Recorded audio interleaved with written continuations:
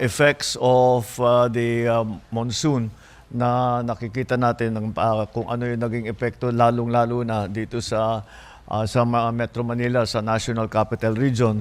At sa ating nakuhang briefing ay nakita natin may mga lugar na talaga namang tinamaan pa rin ng baha pero mas bawas na. Kung dati ay 2 stories ang baha, ngayon siguro hanggang tuhod na lang. Yung iba hindi na nabaha. At ang isa pang bagay dyan ay mas mabilis na ang paglabas ng tubig. At kung dati mag-aantay ang tao ng 2-3 araw bago mawala yung baha, ngayon wala pang 1 araw, wala na. At sa loob ng 5 oras, 201 millimeters.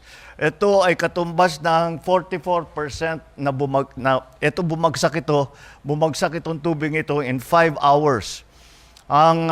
This is 44% of the water, the rain that fell during Typhoon Ondoy over a period of 24 hours. So 1/2 of the water volume that fell for 24 hours in Typhoon Ondoy, this time within 5 hours, 44% of that. So it was 201 millimeters that fell in 5 hours, and that is yan ang ating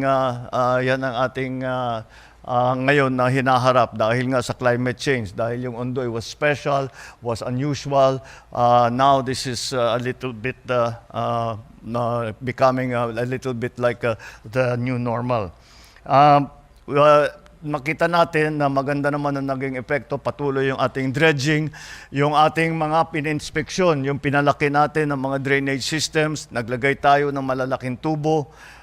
Kung maalala ninyo, meron tayong mga pinuntahan na pinalitan yung mga after World War II pa yung mga drainage na ginawa. Ay pinaltan natin yung maliliit na concrete na tubo, ay pinaltan na natin yung mga na mas malaki na tubo para mas mabilis ang paglabas ang pagdaloy ng tubig. Pati na yung mga pumping station natin, we have 73 pumping stations that are all of them are functioning now. Marami doon ay hindi pa nakapag-function, minsan hindi pa gumana yon. Yung mga iba dyan, ngayon napapaandar na natin lahat. At patuloy pa rin ang ating dredging, patuloy pa rin ang ating pagbomba. Ang pumping station, meron pa tayo yung mobile na pumping equipment. We have 11 of those, I believe, that we are also using. Ang tinamaan dito ay 4,700 barangays, 1.7 million families. We have unfortunately already 27 casualties and 17 who are injured.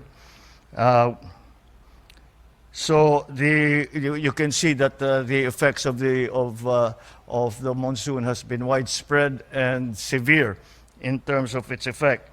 And so moving forward, what we are looking at is meron tayong na-identify, meron na may tumulong sa atin na galing Netherlands na tinuruan tayo at pinag-aralan kung saan, ano ba yung mga iba pwede natin gawin. And those are na maghuhukay tayo sa ilalim ng mga existing na facilities. Halimbawa, yung mga football field, yung mga open fields, yung mga kahit na may building, pwede namang hukayin yun. And they have already identified 30 sites, some of which are in Raja Sulaiman, Rizal Memorial, Camp Aguinaldo. Para sa ilalim lahat ito. Hindi huhukayin ito tapos i-restore naman kung ano yung nandun dati. Sa Camp Aguinaldo, sa UST. At ang natapos na, kaya't meron na tayong 30 na sites na pwede nating gamitin para dito sa mga cistern. At inaantay na lang natin yung detailed engineering at which will be finished kailan kaya? Hopefully within the month, Mr.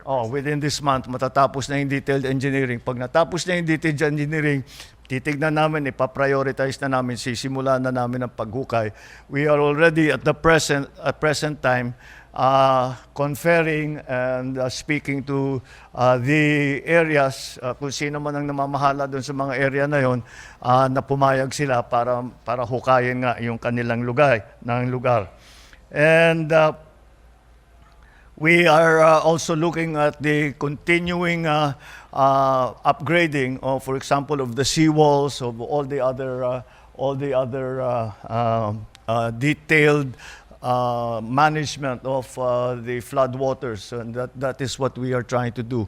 And not only in the initial briefing, doon sa mga huhukayin natin, nalalagyan nga natin ng kung saan natin iipunin yung tubig.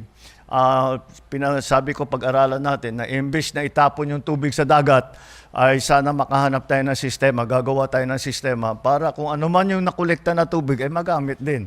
Magamit for household use, magamit para sa magamit for industrial purposes, magamit for irrigation, whatever uses that we can find for it, para hindi naman masayang dahil nakakapanghinayang makita natin nakapagkolekta tayo ng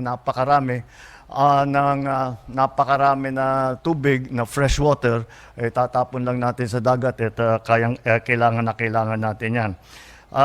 There is an interesting statistic here that the 201.7 millimeters na bumagsak na tubig na ulan ay katumbas ng halos 50,000 na Olympic-sized na swimming pool.